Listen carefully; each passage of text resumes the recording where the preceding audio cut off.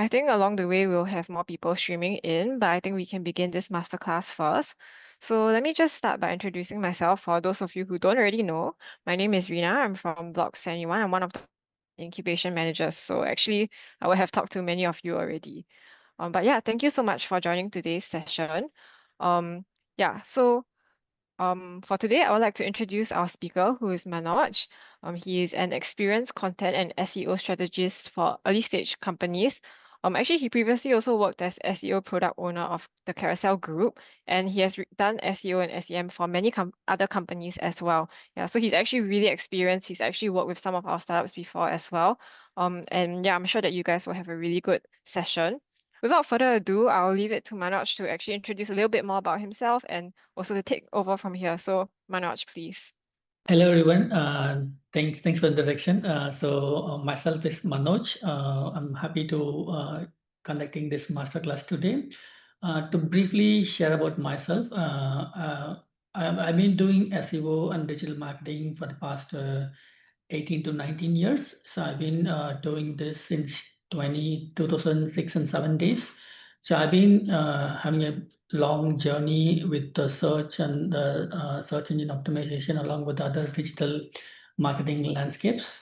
So I've been work in my early stages with a lot of agencies, working with client-facing companies. I started from India and moved to Singapore in 2016. It's been almost 10 years working from Singapore. I worked for multiple startup companies in Singapore. One bigger, well-known company, as you all might know, is Carousel, where I joined as a early stage SEO executive and tried to scale their organic traffic from 1 million overall sessions to 13 million monthly sessions.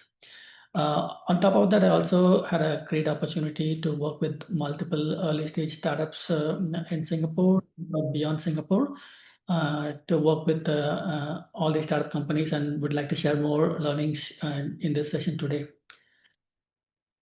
To start with, so this whole session is built around how we can build on a very lean team and lean things for SEO. So what I would start is basically, as you might know or you might have heard about this, like a lot of industry experts or industry people will talk about the SEO thing is dead, or maybe there is no more search is going to happen.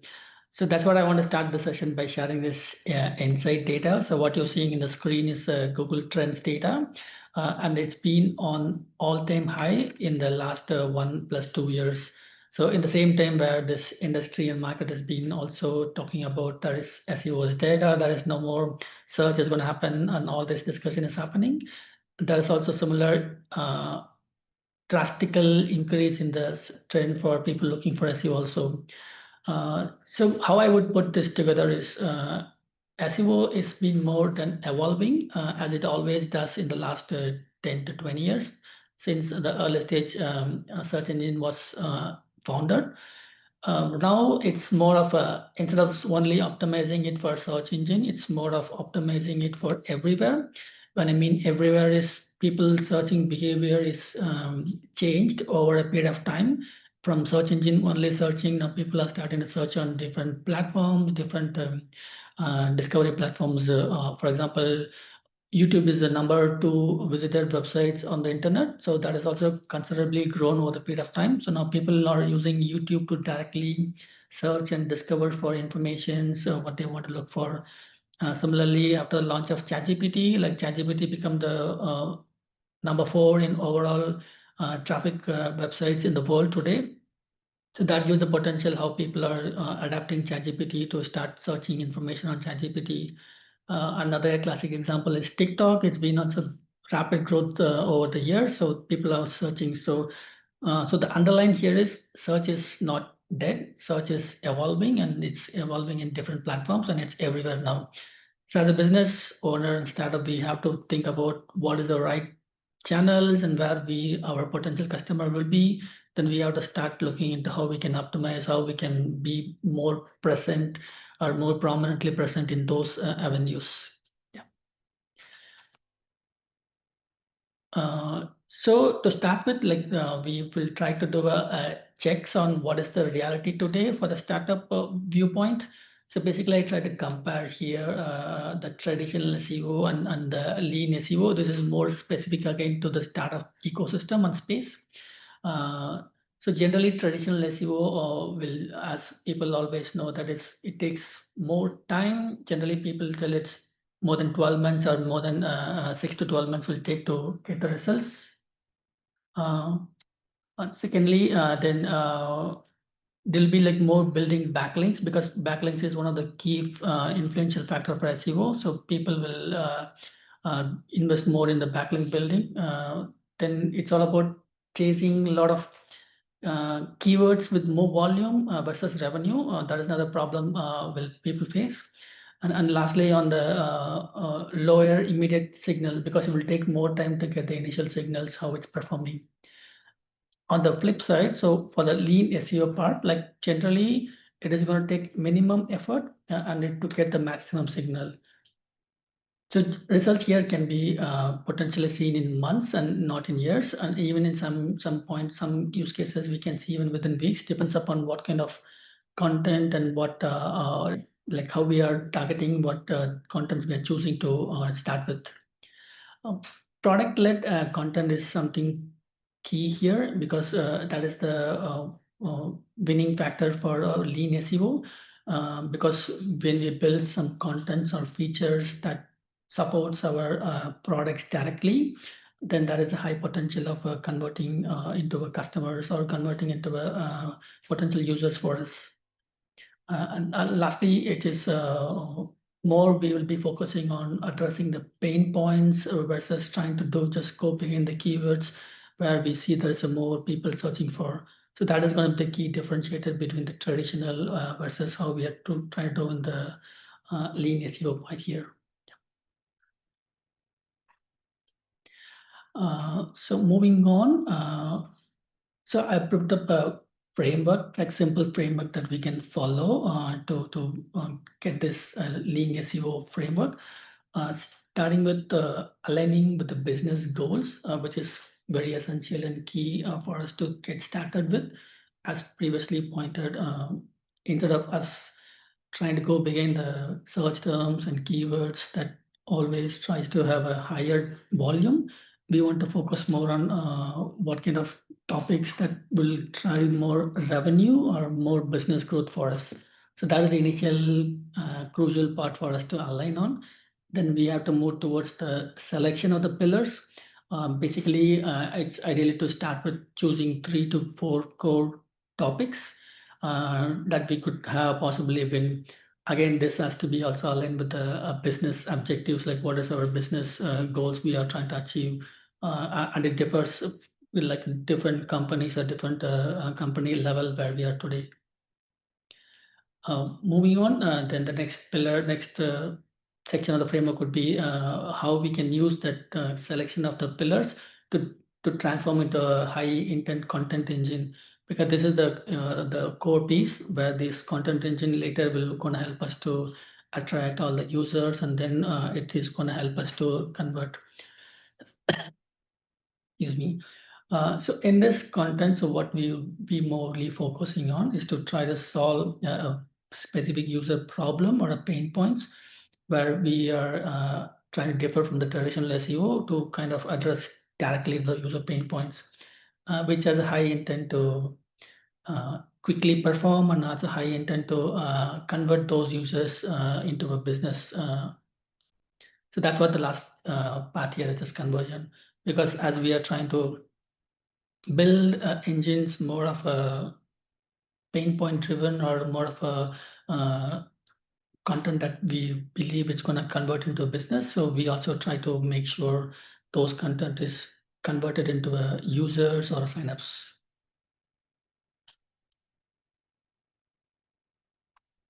So the next phase here is to how we can build a strategy. The first pillar here is to like finding the pillars, because as previously mentioned, so business alignment is depends upon each company. Then where we can influence from SEO point of view is to how we can identify the right pillar of the content.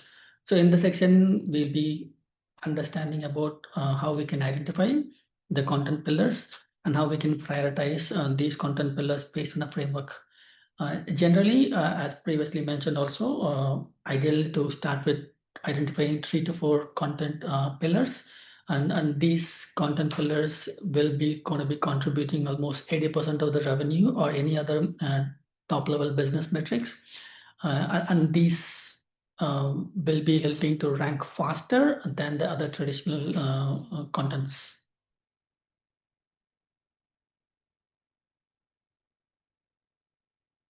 So we previously aligned on like not to start with the volumes. When I mean volume is going behind a keyword where we find the database. Okay, there is this specific keyword. A user is searching higher in a monthly basis, but we are not checking on how these users are going to finally convert to us. So it's very crucial for us to start with, not starting with the keyword specific content and focus on a product-led SEO contents.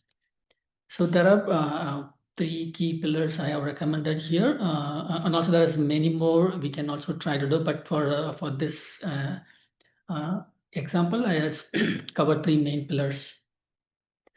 The first one is the money pillar. Basically, under this pillar, we will be targeting users who are into the buying intent, who are looking for this buying intent or looking for a revenue generic keywords. So one example I could share here, what could be a buying intent keyword is if you are a SaaS company, and probably we might have a lot of competitors in the space. So it's good to start with creating a content like a comparison content, like a SaaS, our company, like a well-known company in the space versus our company. And we can start to compare how we are better, what is our USP, how better we are solving user pain points. Because when someone is looking for these kind of queries on Google, so they're already into the bottom of the funnel of their buying journey. So there is always a high likelihood of these users to convert much faster. So I have laid a deeper session, deeper slide to how we can go deeper on choosing this particular pillar. Moving on to the next pillar is pain point pillar. This is also very important where we are trying to address how our users are having a pain points today, which is another good potential source for us to look for some content creation possibilities. So mostly people might be more frustrated. Excuse me.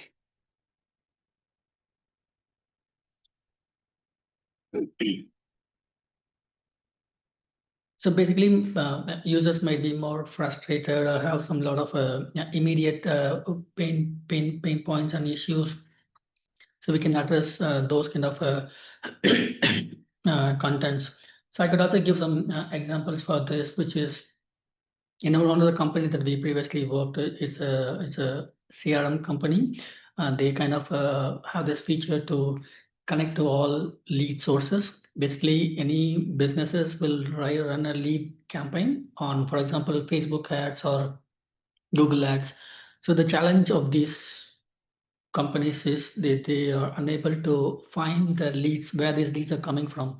So they have to manually go to the platform to download all these leads. So this is a frustration and pain point from user point of view. So we try to build some how-to guides, like how people can, how we can address the pain points, like how to download leads on Facebook ads, for example. Then we manage to rank on page 1 and try to drive more traffic, and that helps us to drive higher the conversion. So this is an example how we can address a pain point and convert into a topics and SEO engine. and and, la- and lastly, the utility pillar, which is um, more of a users, like how users can benefit from multiple things. So one classic example is free tools. I think this is also very useful and important to early stage startup, because this is a one growth engine that everyone can start implement, identifying what is the potential opportunity for us to convert a user pain points into a tool. So that is also a good growth engine for us to drive more traffic. And as I mentioned, this also have a higher conversion intent towards the business goals.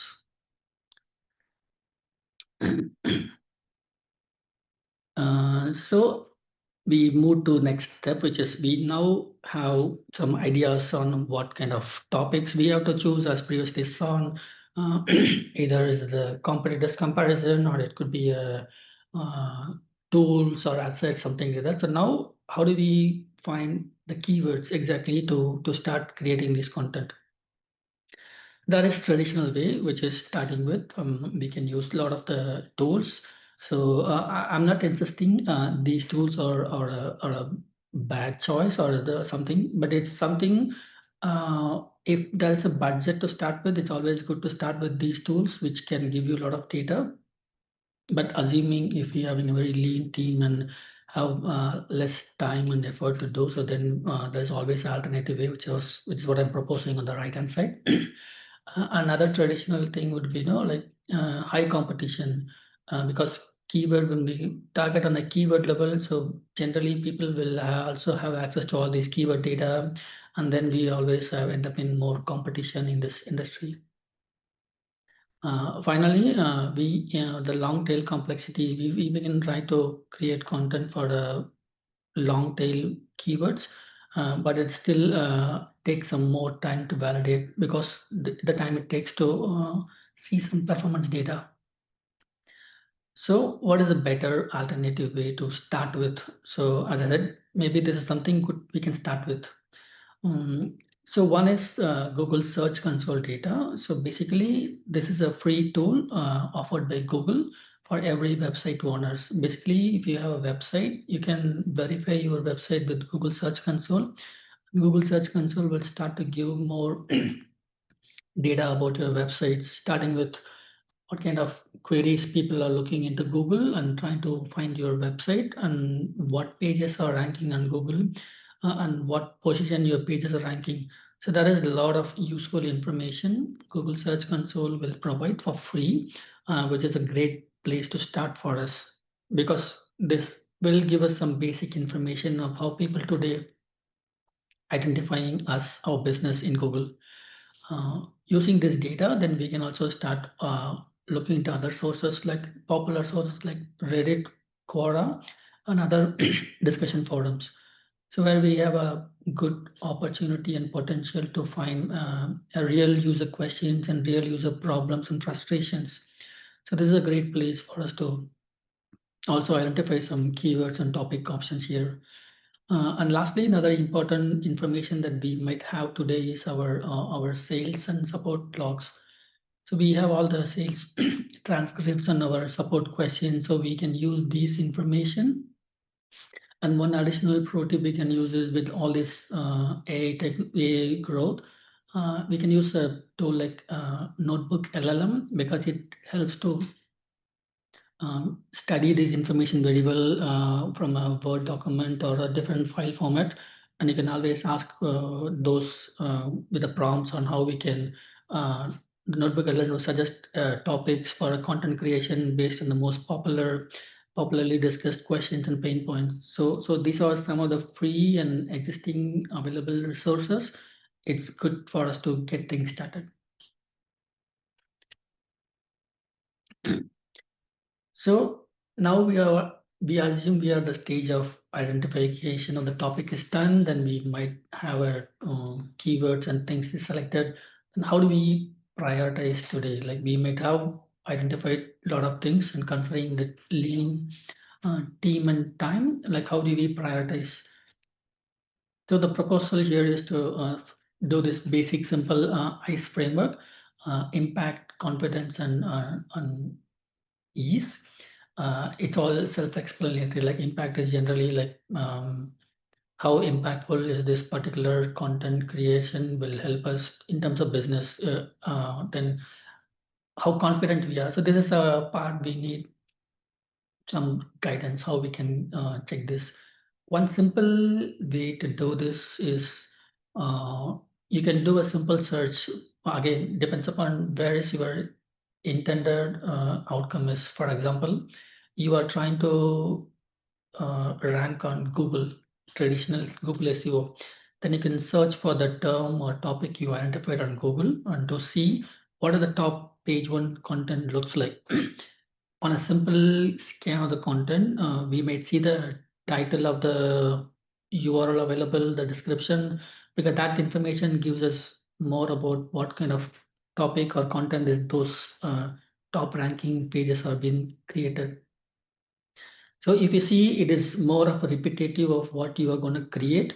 And the second level of check, what you can do is to go and validate what are those websites authority. Again, we don't have to use any tools. We can use our own self knowledge to understand. If it's from HubSpot, we clearly know it's more competitive. If it's from a very small brand which we never know, then that is clearly showing a signal. It's a very new brand ranking on page one that might give us more confidence that we can also outrank these competitors there. So basically, by doing this search on whatever avenues that we want to appear on, like Google, or in terms of YouTube videos, you can do the same thing on YouTube, or you can do it same thing on ChatGPT if you want to appear on ChatGPT by synthesizing the prompt that you wanted to appear and see what is the response ChatGPT is giving. And then based on the recommendation ChatGPT is citing and using those analysis, you can understand how competitive it is or how confident we can rank that.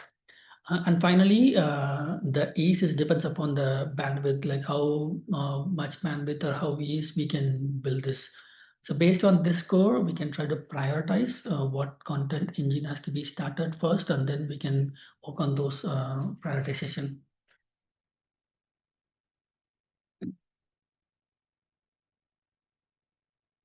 So moving on to the next section would be once we create these topics and keywords and how we can execute, which is how we can create high impact content engines and what kind of formats. So basically, again, as previously mentioned, one example is comparison pages. So it is proven to be 5x more conversions than other traditional pages. Another page type could be a long format guides. So these pages also traditionally proven that it can reach more audiences 3 times more. And finally, we have to be more stringent on formatting to the buyer intent. So the content structure has to be more formatted towards the buyer intent. So one example which I multiple times previously example given is the comparison pages. This is what we call as a money page. It is not the same money page for every brand, but the classic example I would quote here is a SaaS brand. If you are a SaaS brand, if you have a competitors in your space, then this is something a good growth engine to start off. So why this works, as again mentioned, like it is proven to be like 5x more better performing. So why this is technically working better? Because if someone is searching for a competitor brand, all search engines will always try to favor any results that is coming from a non self-owned content, which means non that particular brand content. So if we have a content on similar topic and our content is really well optimized and addressed all the important things and have a great value add, then there is high potential for the content to be ranking on page one. So generally, again, when user is searching for the query and they see our content, so they also have a high likely to refer our page to get an understanding of, oh, there is another competitor is there, and let's evaluate how different is this. So that's the reason why this has been proven to be working much better for a long period of time. And one additional advice or tip here is no, because there is also I've seen some companies overdo this strategy, meaning that they will create multiple pages, like hundreds and hundreds of pages on this and try to build on scale. So always start with one or two and try to keep focus on adding the value and trying to add the pain points, because I believe a user might have a pain points or frustration with a popular brand, a popular competitor. And I also strongly believe that we might, as a company, we might try to address those gaps and start build our own product. So highlight those as much as possible and make it so clear so that signals the users who tries to read the content and tries to engage, and end of the day will help to convert the content. Uh, the second example here is to drive traffic. Like how do we drive more traffic is to create guides, like a comprehensive guides. Another example is template strategy. So let me briefly explain what are these guides.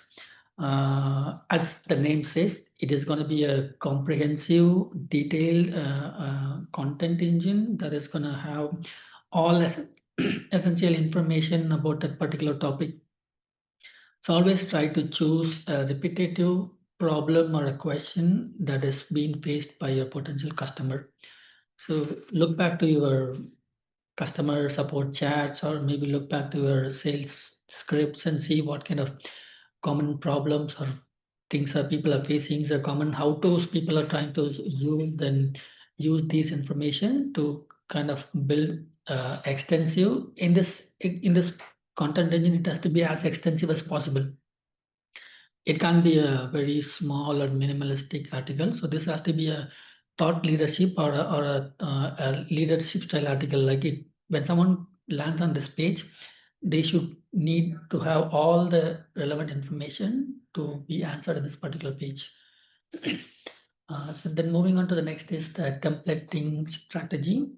So templates is it's basically how to build something at scale or more useful assets to users.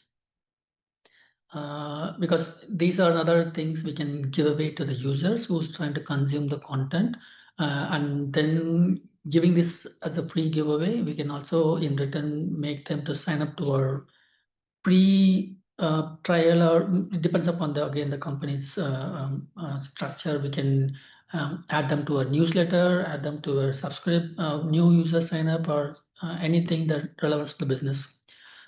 Example here is a checklist could be a great example. Like people are really keen to find out on a checklist.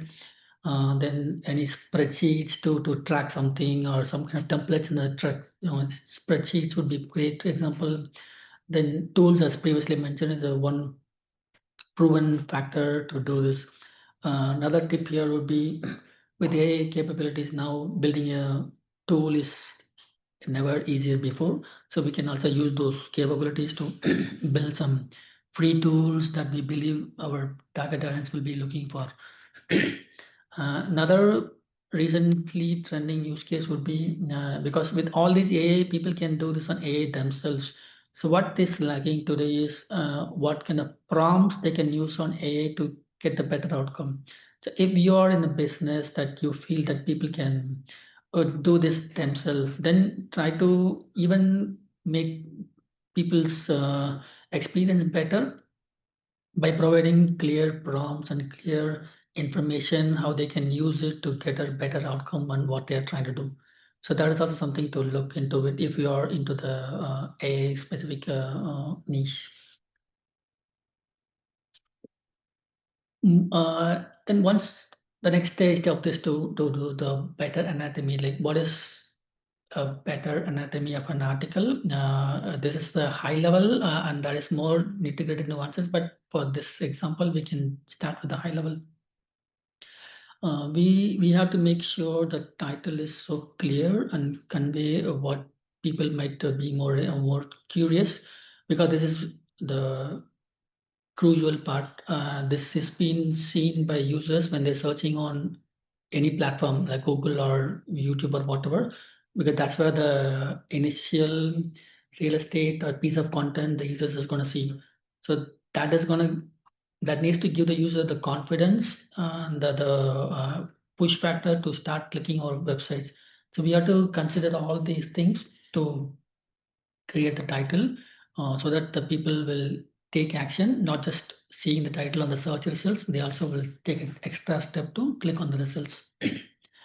And the second stage of this would be the hook of the article. The hook is very, very important. The reason is all these search engines have a very important factor called engagement or user experience. So this hook plays a vital role because this is where we are gonna keep the users engaged and motivated to continue read the article or continue spend time on the web page. So spend more time on how we can make this section more engaging and stay relevant to the context of the main topic so that people will be continue reading versus trying to fill in some generic information. So there is high chance people will skip or high chance people will start exiting the page. The next phase is product integration because end of the day we want users who's consuming the content to know about the product, the feature, and then start taking action on them. So identify the right placement and placeholder in the flow of the article versus trying to place it abruptly into the header or somewhere on the places where it might feel more forced insertion. So try to make it more naturally flowed into the article so that the content consumption and the engagement of the product integration will be much seamless. Lastly, as I mentioned, the same to the product integration, like make the CTA unique, like more visible and also in the right place. There are some examples is you can have a placeholder sticky on the page so that even though the user scroll the page, you can see the CTA all the time on the page. Or in some use cases, you can try to have on the right hand side sticky. There are multiple work options you can explore how better you can use this CTA to better visible to the users. So in this phase, we will also discuss more about like once the content is created, sorry, before the content creation, like how we can use AI even more responsibly into the workflow to better create the content. So the reason is also it's well known because it is 3x the content production process. And the major roadblock here would be the initial draft creation or the initial outline creation. So with this AI capabilities, this has been very faster now. So 80% of the time will be saved here. And lastly, 100% human intervention has to be there to make sure we are proofreading and not just publishing any AI created content.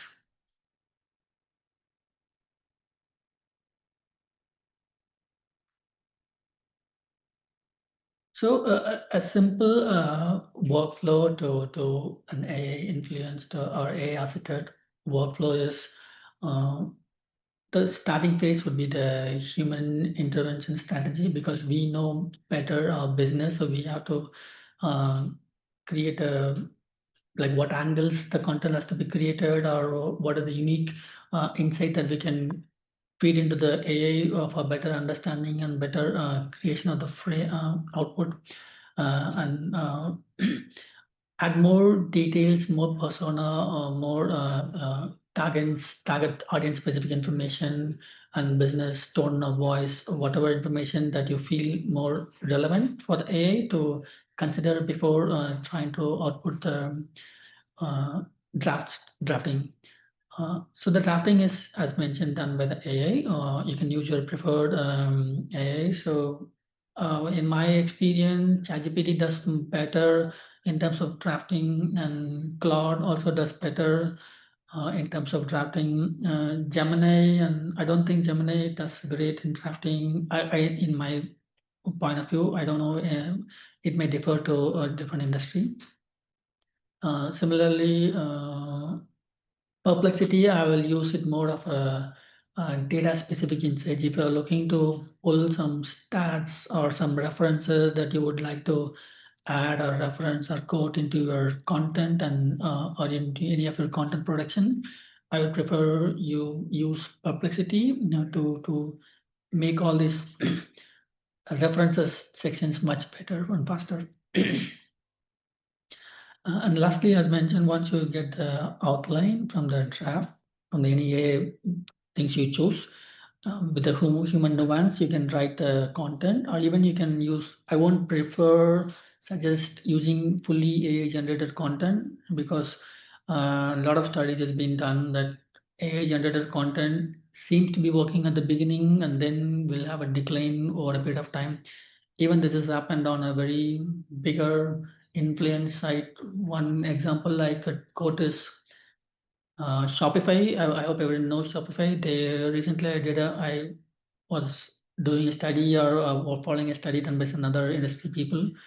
They created a content on scale, like the comparison content on scale, and looks like based on the pattern of the content they created, it's mostly done by AI.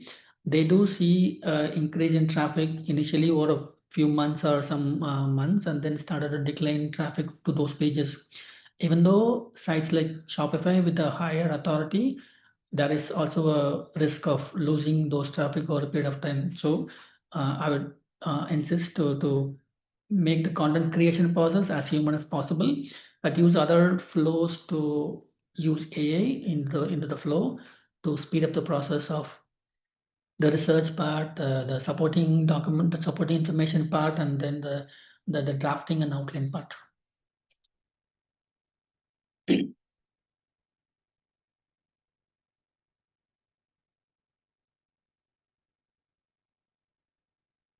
So, in relevant to the previous slide, so here also I try to explain in detail.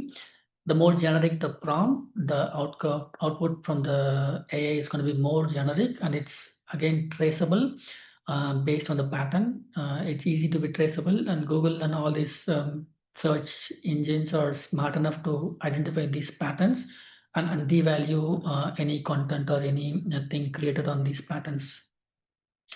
So the better way to do this is the simple three-pillar thing. One is the persona, to clearly define the roles, like how you are, if you are targeting a sales specific CRM, then you can say, hey, this is the article you want to create from SEO point of view, then targeting this particular, so define the clear role of who you are, then who you are trying to target and what you are trying to do. So assigning these clear personas and role will help to better outcome from the AI part of things. Then context is another important thing. Also, is to try to set the context very clearly and support more information as much as possible about the business, about the target audience, the tone. Even if it is something targeting different languages or different markets, try to add more market specific informations, and those will be really helpful for the AI engines to understand.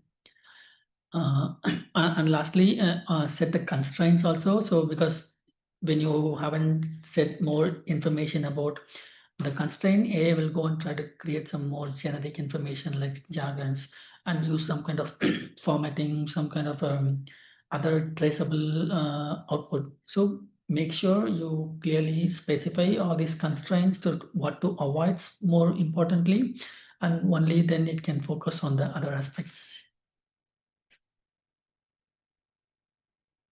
Uh, so the content that you created needs to be a 1:5 rule. What that means is every content that you're creating has to be shared across multiple platforms. At least start with these five major platforms.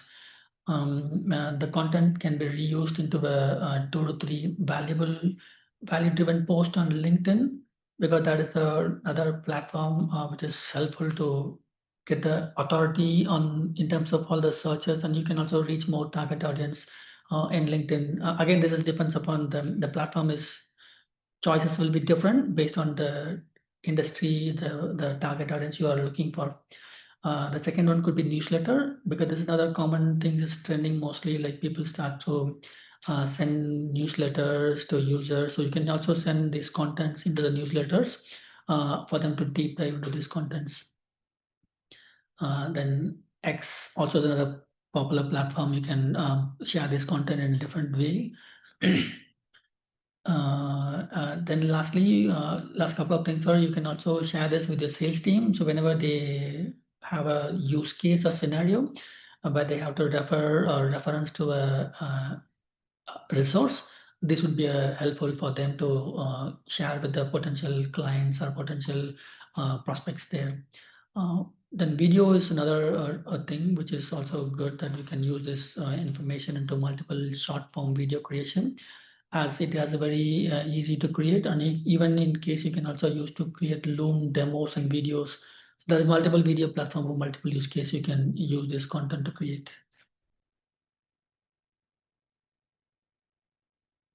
Okay, there's finally, out of all these things, what I would try to propose or share, what are the next steps can be taken away from here? Okay, what is the next 30 days? What I can do, how I can go on week basis.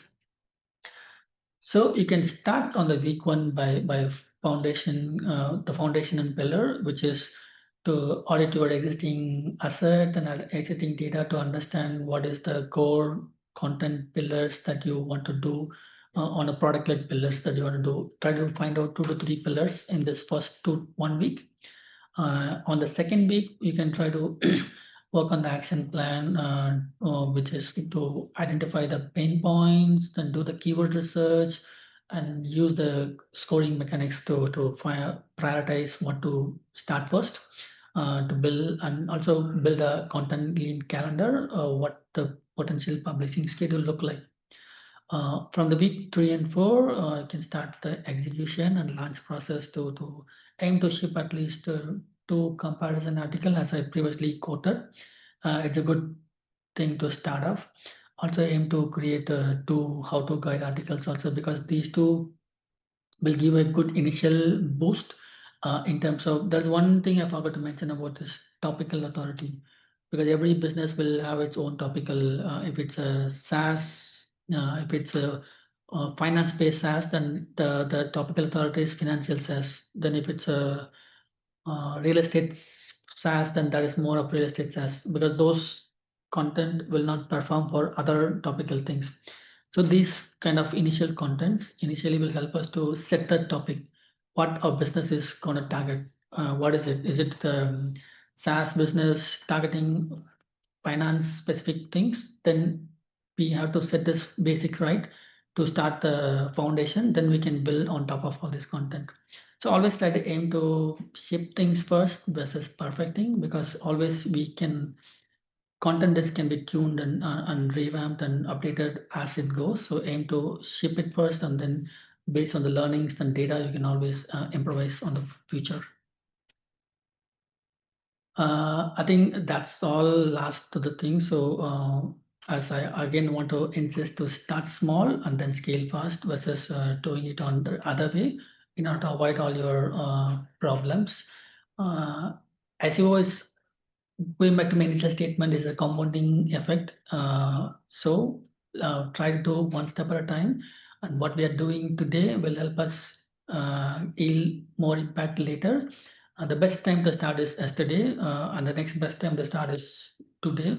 So get started and try to use the things what you could learn from this session. Thank you so much to Manoj for the session today. So thanks everyone for coming today. Hope you had a good session.